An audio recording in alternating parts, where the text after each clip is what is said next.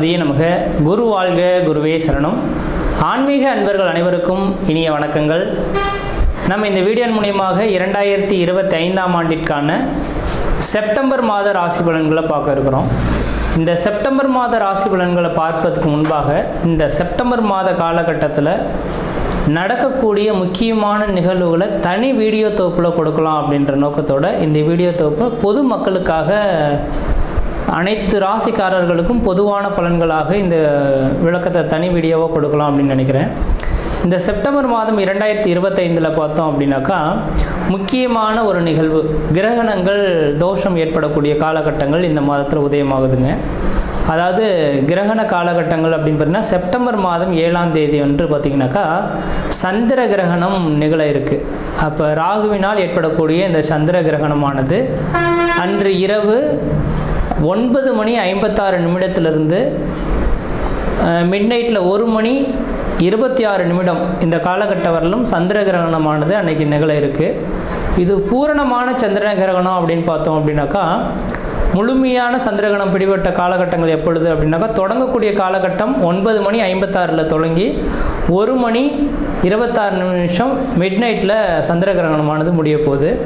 அதில் முழுமையான பவர்ஃபுல்லாக அந்த கிரகணம் ஏற்படக்கூடிய காலகட்டம் எப்படின்னு பார்த்திங்கன்னா இரவு மணி 11 மணிலேருந்து 12 மணி 23 நிமிடம் வரலும் முழுமையான சந்திர கிரகணமாக தெரிய போகுது. இது இந்தியாவில் தெரிய போகுது. இதுக்கு முன்பாகலாம் நடந்த கிரகணங்கள் பார்த்திங்கன்னா போன வருடத்தில் நடந்ததெல்லாம் வெளிநாடுகளில் நடந்ததுனால நமக்கு எதுவும் பாதிப்புகள் இல்லை. ஆனால் இந்த சந்திர கிரகணம் மட்டும் இந்த காலகட்டத்தில் இந்த மாதத்தில் மட்டும் நம்ம இந்தியாவில் தெரியக்கூடிய ஒரு கிரகணமாக இருக்க போகுது.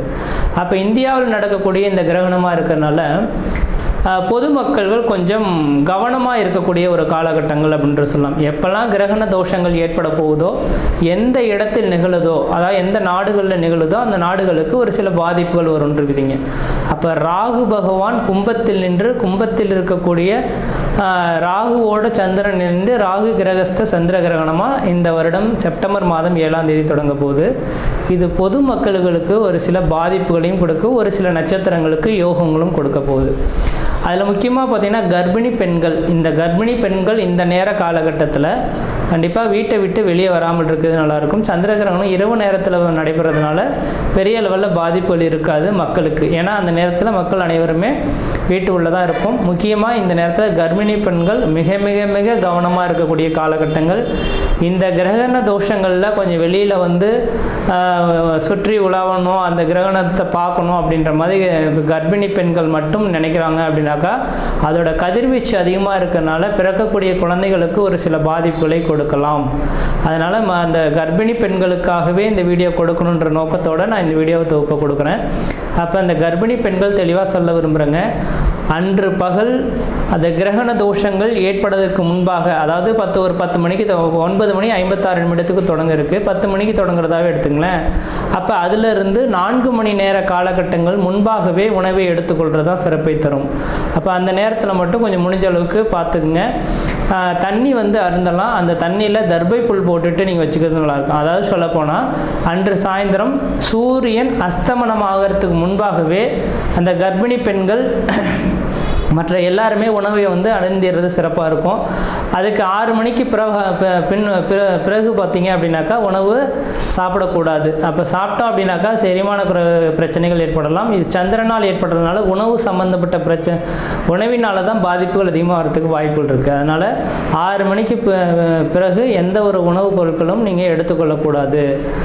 அடுத்து தண்ணீர் மட்டும் வேணால் தாகம் இருந்தால் அதை தர்பை புல்லை மட்டும் போட்டு வச்சுட்டு அந்த தண்ணியை மட்டும் பயன்படுத்திக்கலாம் அப்போது தேவை இருந்தால் மட்டும். இல்லையேல் அன்றைய நைட்டு முழுவதும் கொஞ்சம் முடிஞ்ச அளவுக்கு எல்லா உணவுப் பொருட்களையும் தவிர்த்து கொள்வது சிறப்பை தருன்றவிதிங்க. வெளியில் வந்து சுற்றி உலாவுறதை கொஞ்சம் குறைச்சி கொள்வது சிறப்பை தரும். அனைத்து மக்கள்களுமே தெளிவாக சொல்ல வரேங்க. எல்லாருமே இப்போ வந்து நவீன காலங்கள் வந்துருச்சு இல்லைங்களா. இப்போ சந்திர கிரகணத்தை பார்க்கணும் அப்படின்ற நோக்கத்தோட மக்கள் பார்த்தோம் அப்படின்னாக்கா அந்த வீடியோ தொகுப்புலாம் கொடுத்துருப்பாங்க, சென்னையெல்லாம் ஏற்பாடு செய்திருப்பாங்க, பார்க்க இருப்பாங்க. அது முடிஞ்ச அளவுக்கு பார்த்தீங்க அப்படின்னாக்கா நான் குறிப்பிட்ட நட்சத்திரக்காரங்கள் மட்டும் அந்த மாதிரியான தொகுப்புகளுக்கு போகாமல் இருக்கிறது தான் விசேஷத்தை கொடுக்கும். அதாவது கும்ப வீட்டில் நடக்க இருக்குது. இந்த கும்ப வீட்டில் இருக்கக்கூடிய சதயம், பூரட்டாதி, உத்திரட்டாதி சதயம், பூரட்டாதி, உத்திரட்டாதி இந்த 3 நட்சத்திரக்காரர்களும், புனர்பூசம், விஷாகம் மொத்தம் இந்த 5 நட்சத்திரக்காரர்களும் கம்பல்சரி வெளியில் வராமல் இருந்துக்குங்க. கர்ப்பிணி பெண்கள் எப்படி இருக்கணுமோ அதே போல் சதயம், பூரட்டாதி, உத்திரட்டாதி, புனர்பூசம், விஷாகம் இந்த 5 நட்சத்திரக்காரர்களும் கர்ப்பிணி பெண்களும் அந்த நேர காலகட்டத்தில் வெளியில் வராமல் இருக்கிறது தான் சிறப்பை தரும். அவர்களுக்கு முழுமையான ஏன்னா அதோட அவங்களோட 1-5-9 அதோட கனெக்டிவிட்டியில் தான் இந்த ராகு கிரகஸ்த சந்திர கிரகணமானது தொடங்க இருக்குது. அதனால் இந்த நபர்களுக்கு மட்டும் பாதிப்புகள் அதிகமாக இருக்கும். இவர்கள் வெளியில் வராமல் இருக்கிறது விசேஷத்தை கொடுக்கும். மற்ற நபர்கள் வெளியில் போகலாம். அதே போல் வயது மூத்தவர்கள் 60 வயதுக்கு மேற்பட்ட நபர்களும் வெளியில் வராமல் இருக்கிறது விசேஷத்தை கொடுக்குன்ற விதிங்க. இது அப்போ அந்த நேர காலகட்டத்தில் அந்த கிரக காரத்துவம் பெரிய லெவலில் பாதிப்பை தராத மாதிரி உங்களுக்கு தெரியலாம். அந்த கிரகண தோஷங்கள் ஏற்பட்டு அடுத்த 40 நாட்களுக்கு பிறகு தான் அதோட பாதிப்புகள் கொஞ்சம் அதிகரிக்கிறத பார்க்க முடியும். இப்போ உடல் ரீதியான தொந்தரவுகளை ஏற்படுத்தலாம். உணவு குழாய் சம்மந்தப்பட்ட பிரச்சனைகள் இந்த நபர்களுக்கு வரலாம். அதனால் கொஞ்சம் கவனமாக இருங்க.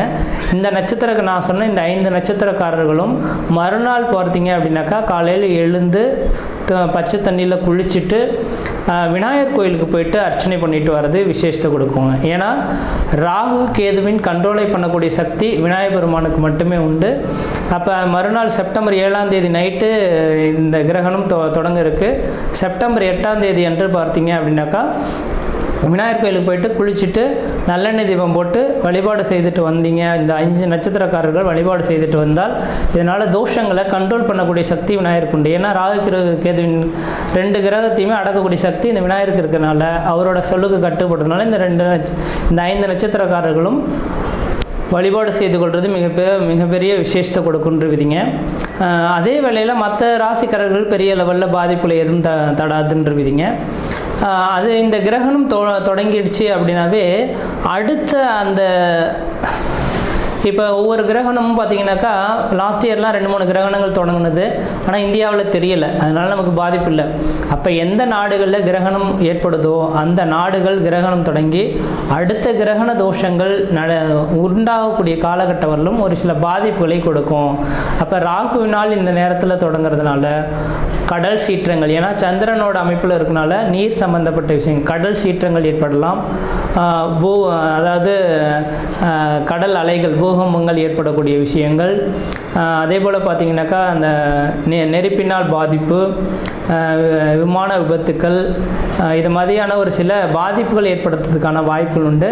மக்கள் அதுக்கு பின்னர் பார்த்தீங்க அப்படின்னாக்கா முக்கியமாக அடுத்ததாக மழை காலங்களும் தொடங்க இருக்குது இல்லைங்களா. அப்போ மழை காலங்களில் பார்த்திங்கனாக்கா நவீனமான ஒரு நோய் உருவாகிறதுக்கான வாய்ப்புகள் உண்டு. நோய் தொந்தரவுகள் மக்களுக்கு வரதுக்கான இந்த கிரகண தோஷத்தினால மக்களுக்கு அதிகப்படியான நோய் தொந்தரவுகள் ஏற்படலாம். நீரினால் பரவக்கூடிய நோய்கள் அதிகமாக உருவாகிறதுக்கான வாய்ப்பு உண்டு. அப்போ மழை காலங்களில் மக்கள் குடி தண்ணீர்களை சுத்தமாக வச்சுக்கணும். மழை அதாவது வெள்ளப்பெருக்கு அதிகமாக ஏற்படக்கூடிய இருக்கக்கூடிய இடங்களாக இருந்தால் தன்னோட வீட்டை கொஞ்சம் கவனமாக வச்சுக்கிறது, தண்ணி புகாத அளவில் இந்த வடிகால் வசதிகள்லாம் ஏற்படுத்தி கொள்வது விஷயத்தை கொடுக்கும். நான் இது சொல்லும் போது தேவையில்லாத விஷயம் இதெல்லாம் எதுக்கு அப்படின்னு நினைப்பீங்க. இதை அனுபவிக்கும் போது தான் அதோட பாதிப்புகள் தெரியும்.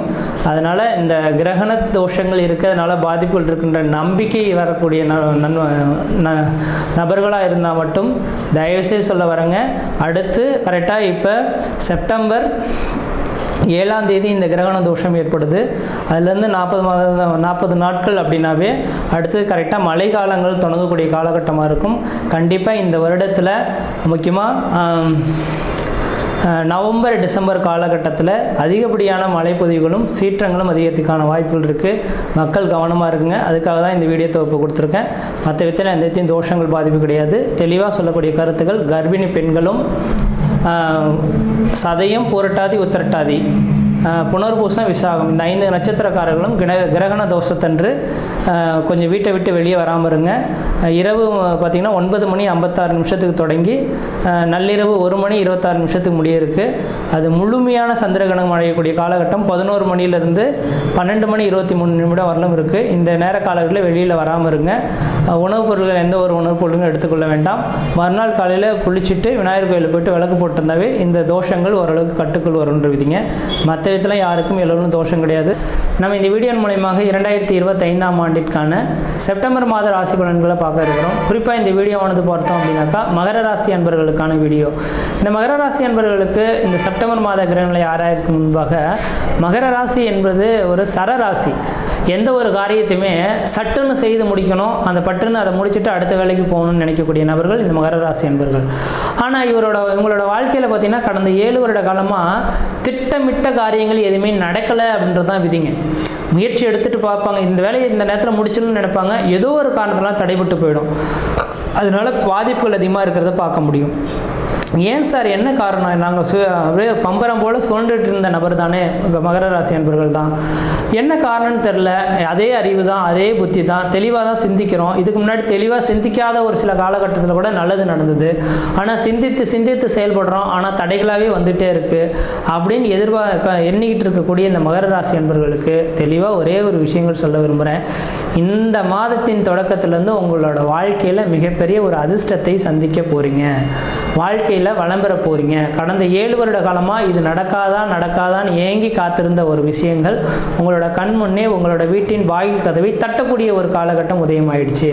ஏன் சார் இதுக்கு முன்பாக இந்த மாதிரியான கஷ்டங்கள் சந்திச்சோன்னாக்கா, 7 சனியானது உங்களோட வாழ்க்கையில் நடந்தது. அதுதான் உண்மையான விஷயங்க. ஒரு மனிதனுடைய வாழ்க்கையில் 7 சனின்றது ஒன்று வந்துருச்சு அப்படின்னாவே, முன் ஜென்மத்தில் அவன் என்ன பாவ புண்ணியங்கள் செய்திருக்கானோ இந்த ஜென்மத்தில் அந்த பாவ புண்ணியத்தின் தொகுப்புகளை அனுபவிக்கணுன்றதான் விதிங்க. அதனால தான் ஒவ்வொரு நபர்களும் இந்த உலகத்தில் பிறப்பெடுத்திருக்கோம். அப்போ பிறப்பின் ரகசியத்தை உணரணும்னாக்கா 7 சனி வந்தே தீரணும்.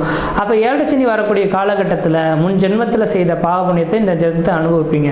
சார் நல்லது தானே செஞ்சுட்ருக்கேன் எல்லா நபர்களுக்கும், ஆனால் என்னை தீங்கு வருதுனாக்கா முன் ஜென்ம பாவத்தின் தொகுப்பு. அதனால் இந்த நேர காலகட்டத்தில் கடந்த 7 வருட காலகட்டத்தில் ஒரு தேவையில்லாத பிரச்சனைகள், வம்பு வழக்குகள், சட்ட சிக்கல்கள், மன நிம்மதி குறையுது, பொருளாதார நெருக்கடிகள், கடன் சொல்லக்கூடிய அமைப்புகள், சொந்த பந்தத்தினால பிரச்சனைகள், முக்கியமாக நிரந்தரமான வேலை வாய்ப்பு இல்லாமல் தடுமாறுறது. நல்ல ஜாப்ல இருந்திருப்பீங்க மகர ராசிக்காரர்கள்லாம். ஒருவேளை வெளிநாடுகள்லேயே இருந்திருப்பீங்க. நல்ல வேலைவாய்ப்பு அவங்களோட நீ இந்த நிறுவனத்தில் நீதாம தலைமையான பொறுப்புல இருப்பீங்க, நீங்கள் இந்த நிறுவனத்தையே உங்ககிட்ட கொடுத்துட்டு போகலான்னு நினைக்கிறேன் அப்படின்ற மாதிரி ஒரு நட்புக்கு பாத்திரமாக இருந்த இந்த மகர ராசி என்பவர்களுக்கு பார்த்தீங்கன்னாக்கா, நீங்கள் இங்கேயே இருந்துருங்கன்னு சொல்லியிருப்பாங்க. அதை மீறி இல்லைங்க, எனக்கு அப்பா இருக்காங்க, அம்மா இருக்காங்க, என் மனைவி இருக்குது, குழந்தைகள் இருக்காங்க, சொந்த பந்தம் இருக்காங்க, அவங்களோட போய் கொஞ்ச நாள் ஸ்பெண்ட் பண்ணலாம் அப்படின்னு நினச்சிட்டு வரேன் அப்படின்ற மாதிரி திடீர்னு ஒரு 4-5 வருஷத்துக்கு முன்னாடி வந்திருப்பீங்க.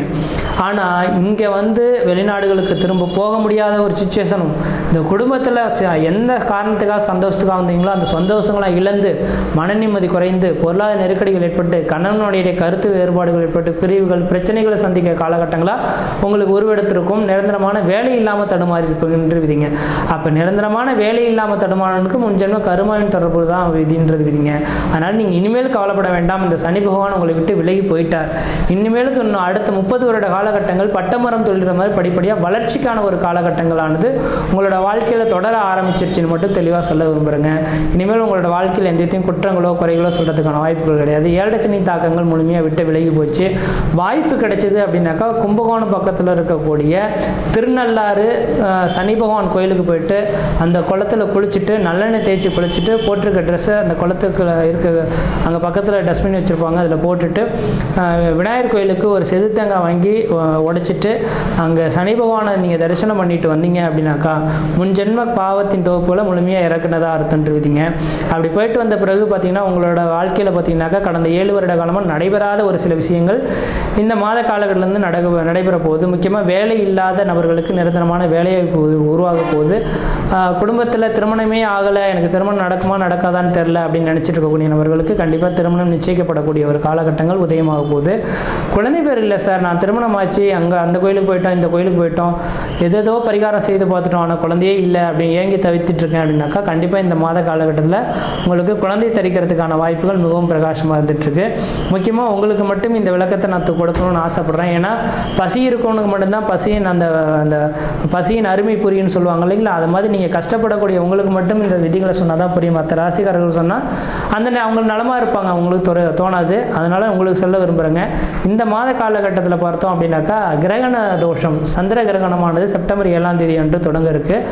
அப்போ நீங்கள் வெகு நாட்கள் ரொம்ப ஏக்கத்தோடு நின்றீங்க, இது கிடைக்காதா அது கிடைக்காதா, இது கிடைச்சிட்டா என்னோட வாழ்க்கையில் ஒரு உச்சத்தை தொற்றுவேனே, ஒரு வேலை கிடைச்சிட்டா போதும், திருமணம் ஆகிட்டா போதும், குழந்தை பேர் பெற்றெடுத்தால் போதும், அல்லது கடனை அடைச்சிட்டா போதும் அப்படின்ற ஒரு ஏக்கத்தில் இருப்பீங்க இல்லைங்களா, ஒரு வீடு கட்டினா போதும் அப்படின்ற ஒரு ஏக்கத்தில் இருந்தீங்கன்னாக்கா இந்த மாதத்தில் நடக்கக்கூடிய சந்திர கிரகணத்தன்று உங்களோட வீட்டிலேயே அமைதியாக உட்காந்து ஏதாவது உங்களுக்கு பிடித்த கிரகம், அது விநாயகர் பெருமான் இருந்தால் விநாயகருக்கான காயத்ரி மந்திரம், அம்மன் பிடித்திருந்தால் அம்மனுக்கான காயத்ரி மந்திரத்தை வந்து அந்த 3 மணி நேரம், அதாவது 9 மணி 7ஆம் தேதி அன்று நைட்டு 9 மணி 56 நிமிஷத்துக்கு தொடங்கி நள்ளிரவு 1 மணி 26 நிமிடம் வரணும் தொடங்க இருக்கிறதுனால அந்த காலகட்டத்தில் அந்த கிரகத்தின் மந்திரங்களை உச்சாரணம் செய்துட்டு உங்களுக்கு என்ன தேவையோ அது ஒரே காரியத்தை ஒரே எண்ணத்தோடு நீங்கள் இந்த காரியம் எனக்கு நடக்கணும் அப்படின்ற மாதிரி வேண்டுதல் எடுத்துட்டா அந்த கிரகணம் ஏற்பட்டு 40 நாட்களுக்குள்ளார அந்த காரியம் வெற்றி பெறுன்றுவிதிங்க. வாய்ப்பு இருந்தால் இதை பயன்படுத்தி பாருங்கள்.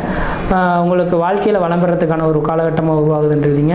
மற்ற விதத்தில் உங்களுக்கு எந்த விதத்தையும் தோஷங்கள் பாதிப்பு கிடையாது. இந்த வருட காலகட்டத்தில் முக்கியமாக இந்த மாத காலகட்டம் உங்களோட வீட்டின் வாய்க்கிறதை அதிர்ஷ்ட தேவதை தட்டக்கூடிய ஒரு காலகட்டம் உதயமாக போகுது. கடன் பிரச்சனைகளுக்கு ஒரு முற்றுப்புள்ளி வைக்க போகிறீங்க. திருமணமாகாத நபர்கள் திருமண வாய்ப்புகளும், குழந்தை பேர் இல்லாத நபர்கள் குழந்தை பேர்களும், வீடு மனை வாசல் இல்லையான்னு கஷ்டப்பட்ட நபர்கள் நிரந்தரமான ஒரு வீடு மனை வாசல் வாங்கக்கூடிய யோகங்களும், கட்டக்கூடிய யோகங்களும், சொந்த பந்தத்தினால இந்த பிரச்சனைகளுக்கு முற்றுப்புள்ளி வைக்கக்கூடிய காலகட்டமும், கோர்ட்டு கேஸ் வழக்குகள் உங்களுக்கு சாதகமான அமைப்புகளும், வெளிநாடு வெளிமாநில தொடர்புகள் ஏற்பட்டு அதனால் ஆதாயங்களை பெறக்கூடிய ஒரு காலகட்டமாக இந்த மாதம் உதயமாக போகுது. முயற்சி எடுத்து பாருங்கள், கண்டிப்பாக வெற்றி பெறுவீங்கள். நன்றி, வணக்கம்.